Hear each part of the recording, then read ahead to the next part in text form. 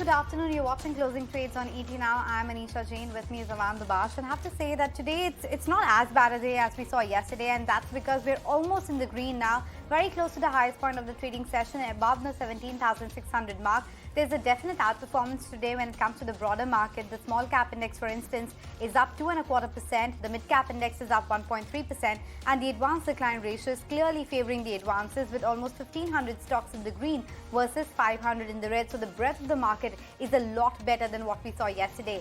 Nifty Bank also is doing much better, 170 points higher, though it's off the highest point of the trading session. But a large part of that move has been contributed by the PSU names. So, for instance, SBI is doing well in trade. You also have the entire PSU index, which is up 3.5%. So, Bank of Baroda, PNB, IOB, Bank of India, these are some of the names which are doing quite well. From the frontline index, we're also watching out for M&M, which has suddenly surged 4%. Adani group of stocks are, of course, in focus. We also have Power Grid, which reports numbers today, which is in focus with a gain of around 2.6%. And on the losing side, it's Tech Mahindra, weak commentary, disappointing the street. TCS, Infosys are some of the other laggards from the IT sector, and Nifty IT continues to be the weakest sector as far as the Indian markets go at this point of time, but lots to watch out for. Apart from the union budget tomorrow, we'll have the auto sales data as well as the Fed meeting outcome will be tomorrow evening. So definitely there is lots to watch out for, Ravan. Absolutely, a hectic week is how we started off, and it continues to keep us on our toes. But I don't know about the markets, because we're going in very quiet to the big event. At least for now, it's consolidation mode that's very prevalent at 17,633, and after that there's a smattering of mid-cap numbers as well that are trickling in. But for now, it seems like it's the broader markets that are showing you some sort of action, with the mid and the small cap indices gaining in excess of 1%. In fact, the small cap index clearly outperforming. What does this mean for the markets, and how should we position ourselves? Let's find out. We've got our chartists with us, Kunal Bothra as well as Naresh Mirani joining in. Good afternoon, gentlemen. Good to have you on board. We've also got Deven Choksi with us on the fundamentals. And Kunal, I'm going to begin with you. The fact that the broader markets are taking leadership, and given the fact that we are continuing to go into the big event rather quiet and listless, do you think we'll be in this range? So, broader market outperforming or being more resilient generally doesn't augur so much confidence in the market, because you want the large caps to lead from the front for any kind of a major recovery. Now, the only point of solace for the market so far is that the Nifty 500 and the Nifty 50, mid-cap 50 stocks within these two indices specifically, majority of the stocks, rather 85 to 90% of the stocks are down below their 20-day moving average. Now that indicates that the market breadth is oversold. But on the other hand, I would still believe that the large cap or the selling in the large cap names is quite prominent, and that is not abated for the market. So my sense is that the trade for the markets could be dual, where one could look out for maybe shorting few larger cap names, and specifically the ones which have been showing prominent signs of weakness. But on the other hand, I think traders could look to start accumulating stocks which have been in the mid cap category as well as small cap category, the ones which have been beaten down significantly, as well as the ones which have now entered into the oversold territory. So I think that's a better way to try and play the market, to try and go for small caps and mid caps on the long side, and look out for shorting the larger cap names. Okay, so the strength is more in the mid-cap space. That's the word coming in from Kunal. But Naresh, what's the probability or possibility that the Indian markets see a very sharp rally tomorrow? Given the fact the positioning is rather weak, the FI longs just stand at around 18%, there seems to be more case for the upside rather than downside. Would you concur? So if you look at it, we've corrected over the last 4 sessions. First. Secondly, we've underperformed the global markets, the emerging markets. And third, if you look at it in terms of all the risk parameters across the world, nothing has really popped up. The dollar index continues to be subdued. US indices continue to be in a strong trend. You have European indices doing well. So all these augurs well in terms of that the market is positioned more for the upside than on the downside. Now the event is the risk which we are looking at, and we are going with very low expectations into the budget event. So in that case, if there is nothing untoward or any announcement in the budget, we could see a surprise. We've seen that happen before. In the 2021 budget, we saw a 4% uptick the next day. So overall, the bias would be positive. We've corrected well enough. The small caps in the last 2 days have given an indication that the markets does not want to see more panic. Yesterday, the small cap index did not break the lows, whereas Nifty went down 100, 150 points, even there was no panic in the broader markets. And today, even when the Nifty is down 10-20 points, you have the small cap index up 1.5 to 2%. So overall, the bias is extremely positive across the board. I would expect to be more aggressive post the event, because once the event is over, it is better to be aggressive than to play for that few hours. Okay, but the big worry that the market had with respect to the Adani FPO also seems to be largely over, and I say that because if you look at the exchange data, the combined bid so far has been around 83% of the total issue, so it does look like it's in the right direction, and probably we'll hit that one mark very, very soon as far as the exchange data is concerned as well. Devin, your take as far as the entire Adani group of stocks is concerned, where do you see the maximum amount of upside now after the deep correction? So, good afternoon, Anisha. Well, I believe that I think the fundamentals of the company haven't changed because of this FPO. On the contrary, I believe that I think the way in which different programs are undertaken under this FPO, as far as I think the businesses of the companies are concerned, I think they are suggesting an absolutely convincing approach from the growth perspective, be it renewable, be it airports, be it roads, or even for that matter, retiring the debt out of the proceeds that one will have from this FPO. So all in all, I think the growth remains, I think, convincing as far as I think the business of the company is concerned.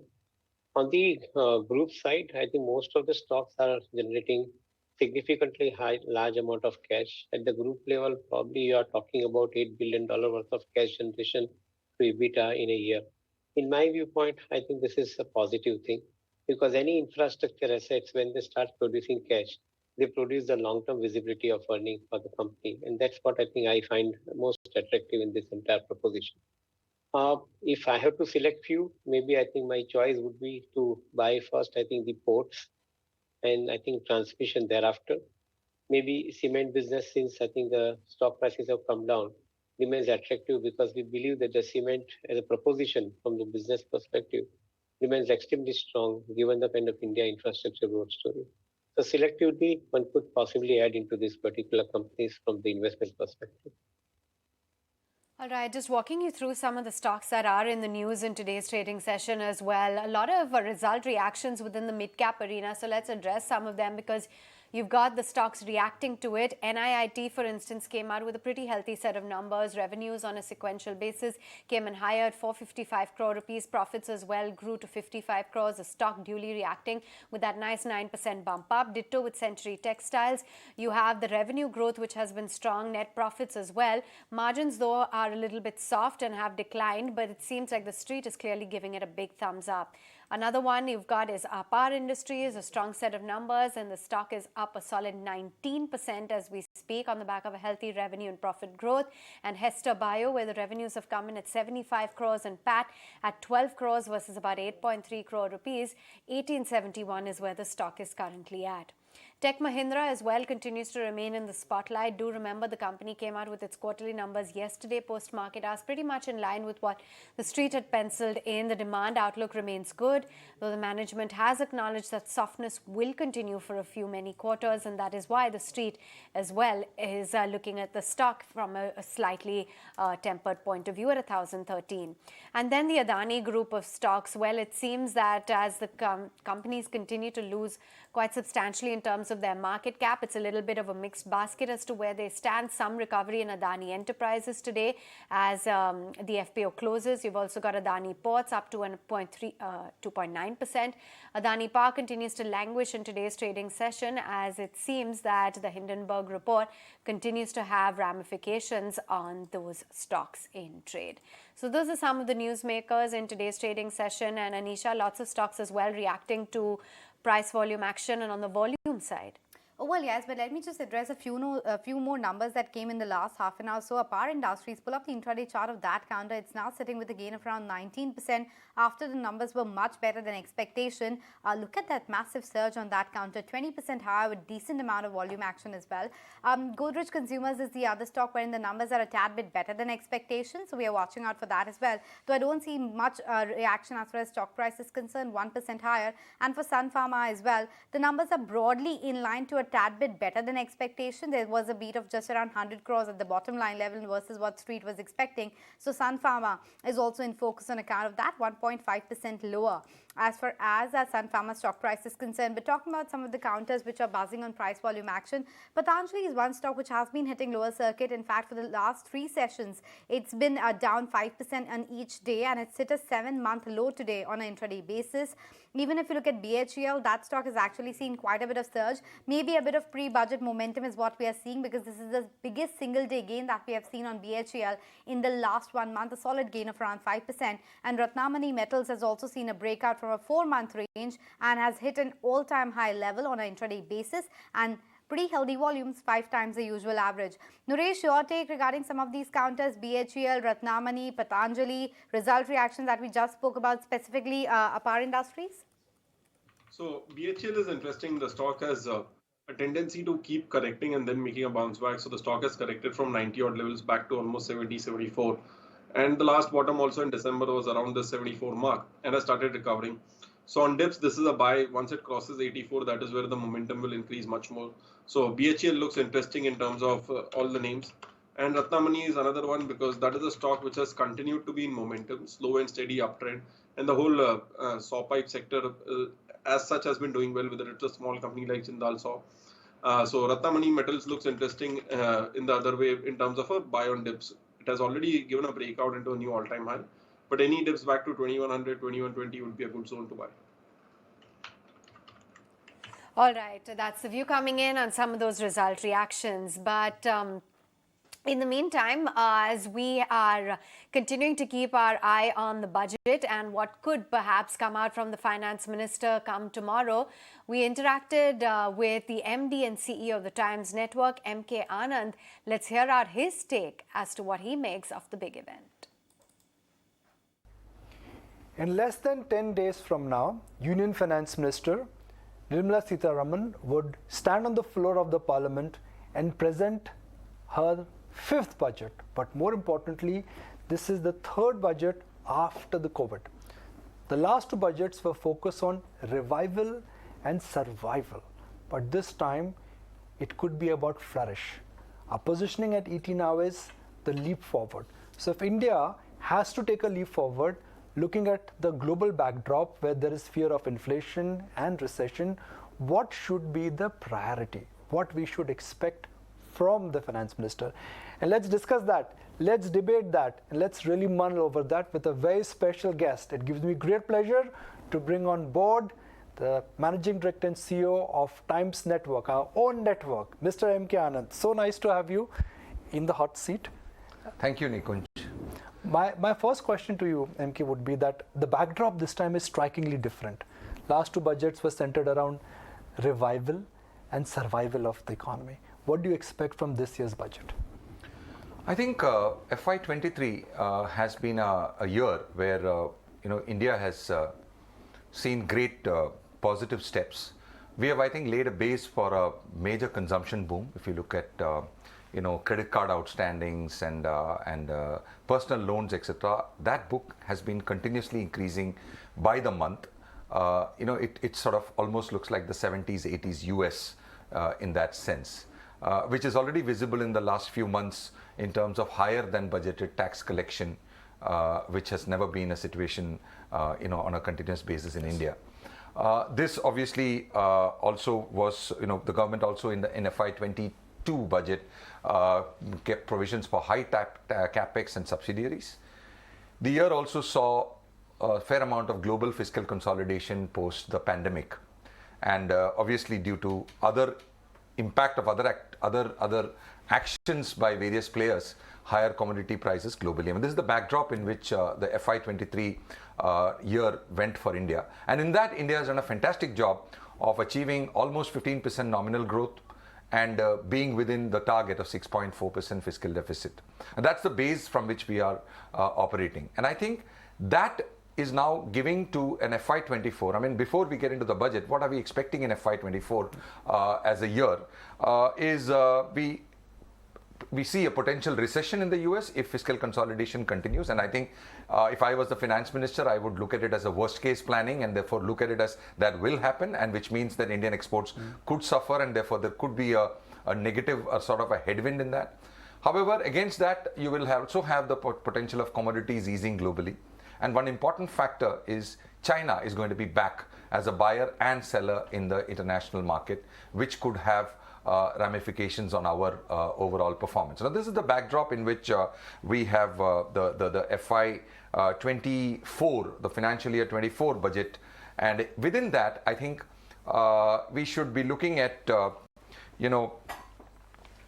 government. And the other thing about this year is that it is the 10th year of this government, and it is going to face a potential third term in April-May 2024, and therefore, as finance minister, if the chances, the opportunity that you have right now is to basically sharp focus on certain points in your agenda. I would say that this year would be a slightly more focus on the immediate, rather than look at 10-year and trillion and 10 trillion and number 3 economy, etc., which of course will come in after the government comes into power, whichever does. I think the priority will be to support schemes that help the weakest section from a democratic point of view. Manage inflation so that that doesn't sort of come and hurt in the worst case of things going out of control from a global point of view. India, I think, is in a very good place, and of course create jobs. So I would say support the weakest section, manage inflation, and create jobs. In that order would be the priority for this budget.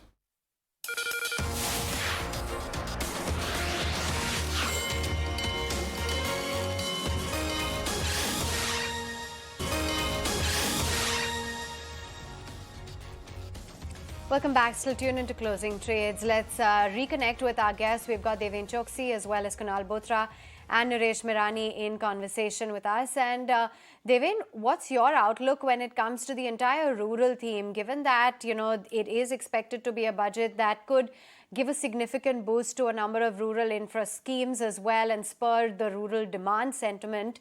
Are you penciling in any sectors or any specific stocks that could see a leg up on the back of this? If I have to just, look at the perspective of how the rural infrastructure is being created, I think the biggest, most important completion of the project, would be the housing to rural masses, and also, water in tap for rural masses.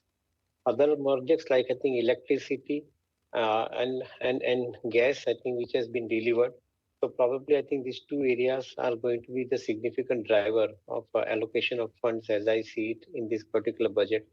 And at the same time, the government is very well committed that before 2024, they would like to see the entire rural India getting this infrastructure in place. So these are the two areas where I believe the larger amount of allocation of funds are going to be. Along with that, the road infrastructure where the government is always committed, this is getting momentum, and probably you are likely to see larger amount of road infrastructure coming up as well. In my viewpoint, if these projects are completed, then probably it would create sufficient amount of employment opportunity in the rural India. And that is where the maximum benefit could be seen in the hands of rural masses in the country. Other than this, the farmers are basically always at the center point of attraction. And particularly, they have been fed with, or they have been, provided with the large amount of, the infrastructure related boost, including in the area of, e-trading of the commodities, agri-commodities. So in my viewpoint, these are all some of the projects which could possibly materialize and start giving better results to the government going forward in the nation as a whole. Infrastructure being strengthened, but some of the urban-facing stocks are also doing quite well. Let's pull up the intraday chart of Westlife Foodworks, wherein the numbers are just out and the stock is reacting quite positively. A big spike as far as Westlife Foodworks is concerned, and the reason is there has been an improvement. The EBITDA has come in at 110 crore versus 83 crore last year. Revenue is showing a growth, 611 crore versus 476 crore, and the margin to improve by 50 basis points. Interestingly, the average sales per store in the last 12 months has improved to 64.7 million per store versus 47.7 million that we had seen last year as well. So there is an improvement as far as the metrics of each of the various stores is concerned, and that's why you're seeing that spike. And even if you look at the same-store sales growth for the last 12 months. There has been a growth of 20%, and that's the reason the dine-in guest count has increased, and that's why the stock is reacting positively. Now moving higher further, 7% gain as far as Westlife Foodwork is concerned. We'll try and get Vinny to join us to detail out the numbers further for us. But in the meantime, on the flip side, let's take a look at BASF as well. When the numbers were exceptionally weak and the stock is tanking as we speak, a cut of around 5%, the profitability has practically eroded. The number came in as just 10 crore versus 110 crore that it reported last quarter, and even the top line is not looking very strong. While we try and get Vinny into the conversation, Devin, your take as far as some of these QSR companies are concerned, Westlife, Jubilant, etc. What's your take?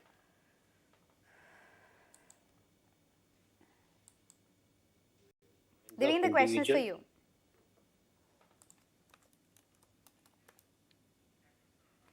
Devin, the question is for you with respect to urban consumption, PVR, Inox, QSRs, the likes of Jubilant as well as Westlife. Yes, I think I was just making an attempt to answer. Disposable income in the hands of individuals with rising amount of spending happening, these QSR companies as well as entertainment companies like PVR would definitely have relatively better business to talk about. And I think we have already seen a larger amount of thrust in this area of activity from the demand point of view. So from that perspective too, I think these companies are looking reasonably convincing from the business model point of view. Not completely sure about the valuation in which they are traded, because I think some of these companies have always been a little bit more expensive compared to the normal markets.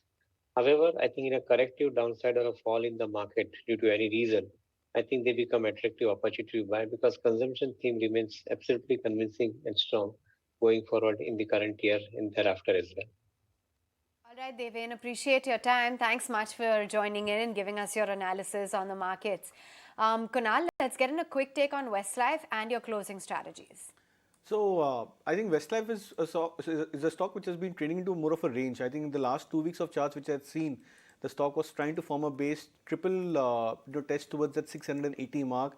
It tried to bounce off every time towards that 680 levels, and now we have seen the stock breaking past about this mild range of 40-45 points. So I think 725 would remain to be a more of a major resistance for Westlife. It's trading about this level as of now, but if it manages to hold on, then this could probably act as a support for the stock price. Now, in terms of closing trade, Piramal Enterprise is something which looks extremely attractive on the charts. It's confirmed a breakout today on the daily charts, more of a swing breakout. So would look to trade the stock, expecting the stock to rally up to at least 900 to 925 over the very near term. All right, that's Piramal Enterprises, Kunal's closing trade. Naresh, what are you flagging off today? So that is Tata Power. The stock has finally given a breakout of the last 1 month range. And for the last almost 2-3 weeks, it had a top around 208 to 209 levels. Today, it has finally closed above it. Good price volume action. And overall, the whole power sector looks interesting. So expecting the stock to go towards 225 to 240 in the short term. Time now for a quick break on the show, but as we do that, listen in to the comment coming in from Deloitte India. They are listing out their wish list for the budget 2023. Global uncertainties continue unabated, and there are expectations that the world economy might be entering a slowdown. All eyes are on the finance minister with expectations that the government will do whatever it takes to support the economy this year as well. Firstly, the government needs to focus on controlling inflation and the impact of economic slowdown on India. Infrastructure spending must continue to address logistics challenges so as to address supply-side bottlenecks causing prices to rise. The government must work towards raising funds through asset monetization, raising bonds, or encouraging private partnership large projects through right incentives. The government must tap into national pension services and other long-term funds to address finance gaps. There will be expectations of targeted policies for specific sectors this year, given that economic slowdown may hurt them more. There could be announcements around a broader coverage of and an extension of the PLI scheme, lower custom duties, tax incentives, and affordable credit. Well-negotiated free trade agreement are also amongst the top expectations.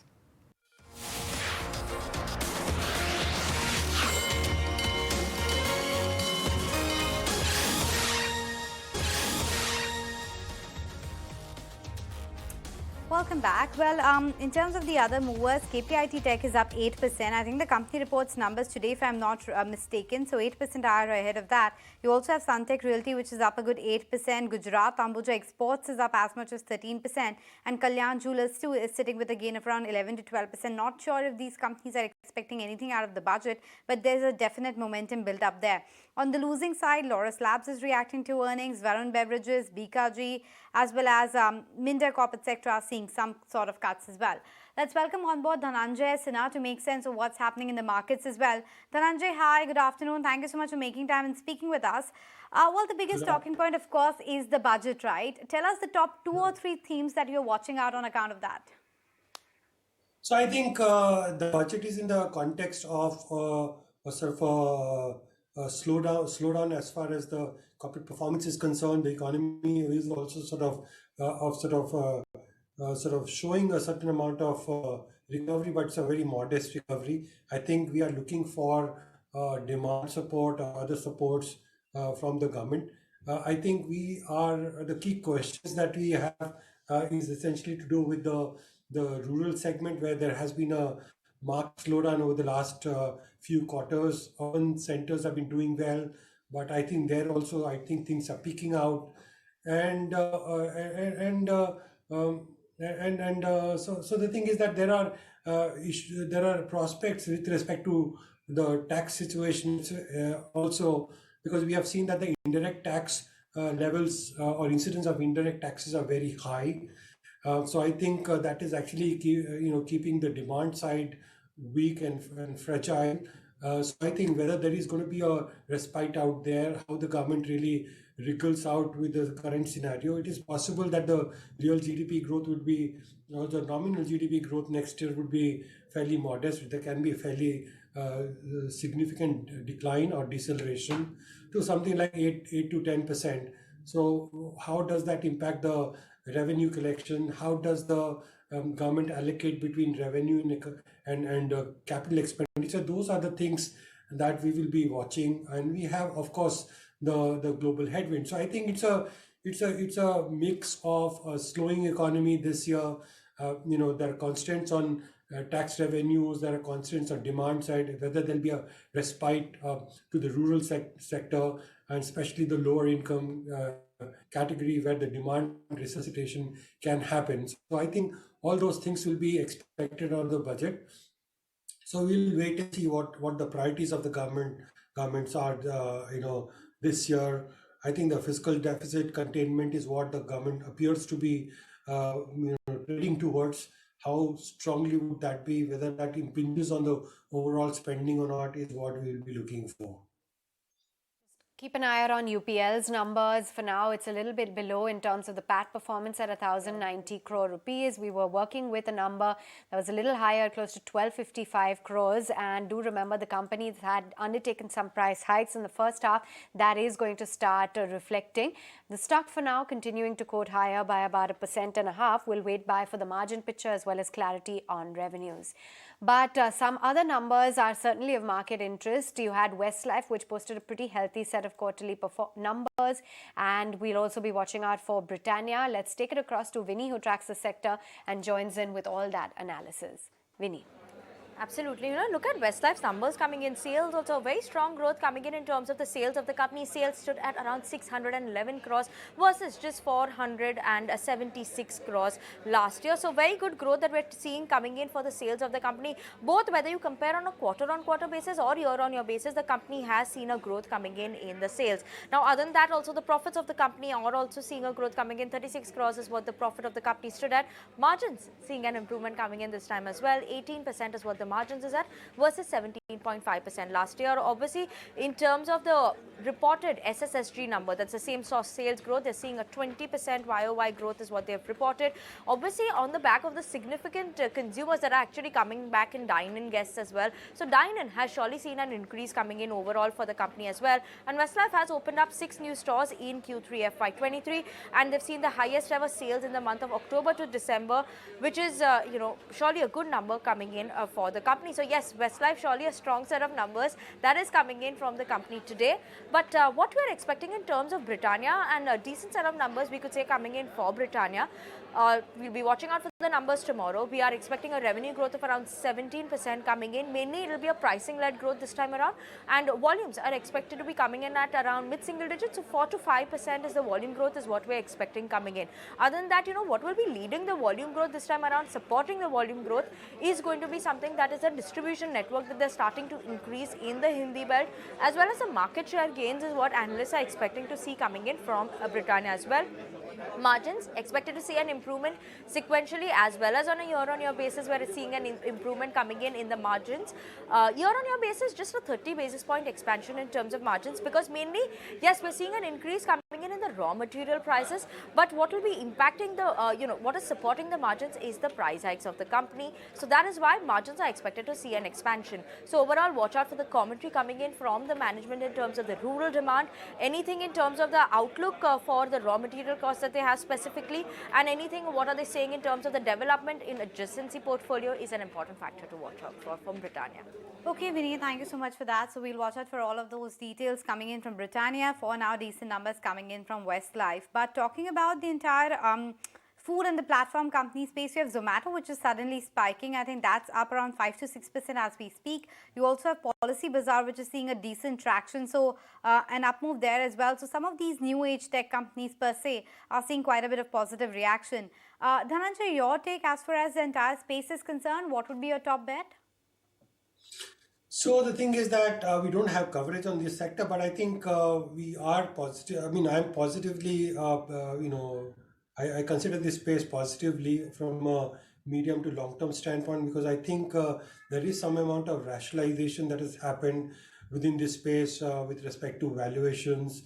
And also, I think recently there is a sort of reset as far as pricing of services concerned. So I think some of these companies are actually rationalizing their businesses towards a more sustainable long-term sort of growth. So I think with the valuations coming down and the prospects of long-term businesses happening in the digitization space as they sort of progress towards more geographies, including migrating from larger cities to smaller cities and towns, etc. I think there is a structural growth prospects for the digitization space.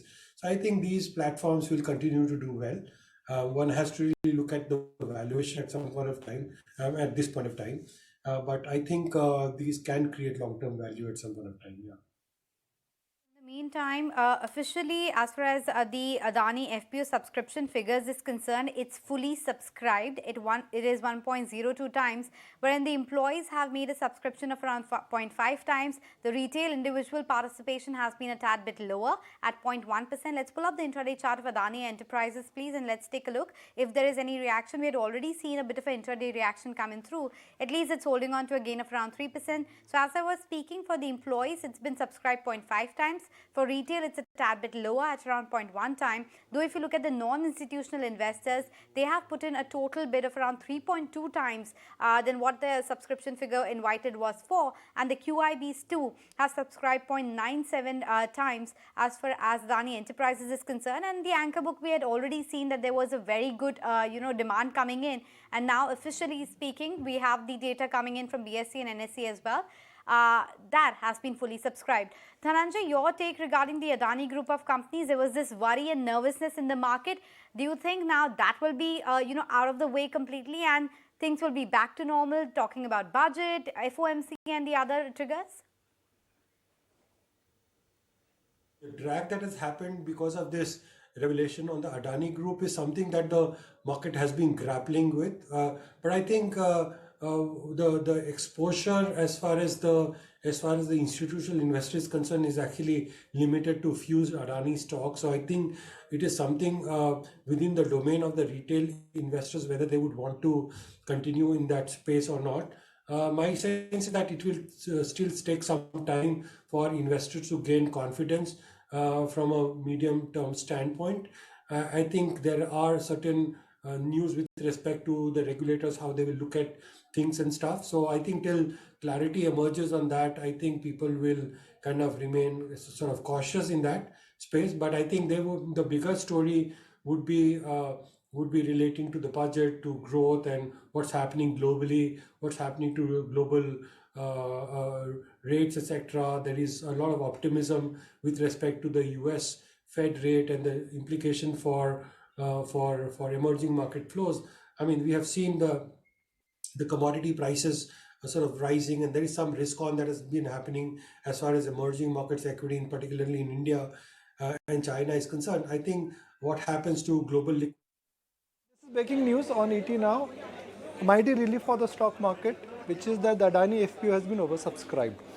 The management over the weekend, when they spoke to ET Now, did allude to the fact that they were reasonably confident that the FPO would be oversubscribed. The good bit is that this is a big relief and a big overhang which now will lift from the market, because markets were of the view that if the IPO would have not gone through, and we are looking at a large fundraising coming from one of the biggest corporate houses in India, if that would have not gone through, it would have raised concerns about the ability of India Premium, the ability of Adani's to raise cash on demand, and see the debt obligations which would have automatically come forward if they would have failed to raise the cash. These three concerns for the moment are getting sorted. The interesting bit here is that despite the Heidenberg report, where concerns were raised by a US hedge fund stroke research house, global institutional investors have exhibited confidence and the issue is fully subscribed. The bad bit here is that the retail quota is unlikely to go through. So the ambition of the Adani group was that, okay, in this FPO the retail base should increase. I guess that will not go through, because for a retail investor, when the FPO is priced at a much lower level than the underlying market price of the security, then the advantage is just not there. So retail quota not subscribed, but technically the reason why the IPO has gone through is because institutional investors, we understand, IHC and a couple of other investors, sources are telling us, from Middle East have confirmed it. London-based hedge funds are coming in, American-based long-only funds are there, and a lot of family offices have also participated. The big corporate family offices have also seen value in this kind of a transaction. Devin Choksi, how much of the IPO success from a market standpoint is going to be considered as a big relief? Because there was anxiety and there was nervousness in the market that if the issue would have failed, it would have had a snowball or a domino effect on the underlying stock prices of Adani groups and also for markets in particular. Yes, Nikunj, I think this is very important, because I think market was having the fear that if this particular issue is not getting subscribed, then I think the fallout effect could be on banking sector, fallout effect could be on MSCI related, I think, holdings, and so on and so forth. I guess, I think since this issue is subscribed, at least I think those fears will recede. And as a result of which, I think the confidence level of the market participants into the market would increase, which probably in last 2-3 days has taken a significant amount of beating. So in my viewpoint, I think apart from it helping the Adani group per se, because the issue is through, so they can now focus on execution of the projects as well as, I think, repairing the damaged situation in whichever way they could. So in that order, I guess, I think the market would having a good amount of sigh of relief. At least, I think, ahead of budget day tomorrow, we are having, I think, one peaceful day at this point of time. What happens to the market overall sentiment and what happens to Adani group of stocks? We've discussed the part 1. Let's discuss the part 2.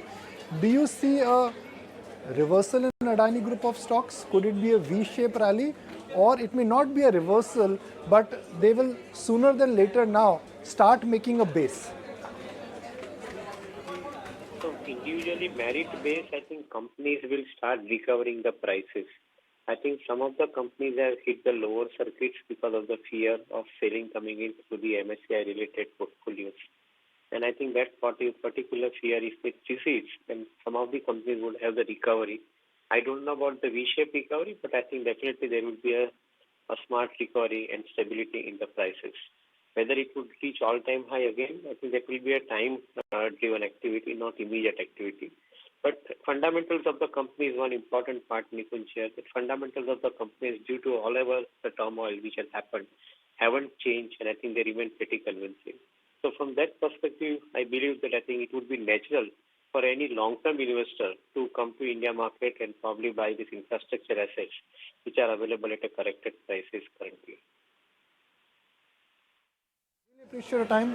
It's just been one of those one of those phases in the market that we've seen extreme volatility. It could be attributed to the domino effect which got created because of fall in Adani group of stocks, budget anxiety, and in general there is a huge FI selling which seems to be coming out. So Anisha and Avan, I look at three things here. Relief for the overall market because a large issuer sailed through, and a large corporate house has been able to raise backing of global investors despite what has happened in terms of the selling what the stocks have seen, and the issue has gone at the price which is at a premium to the underlying stock price of Adani Enterprise.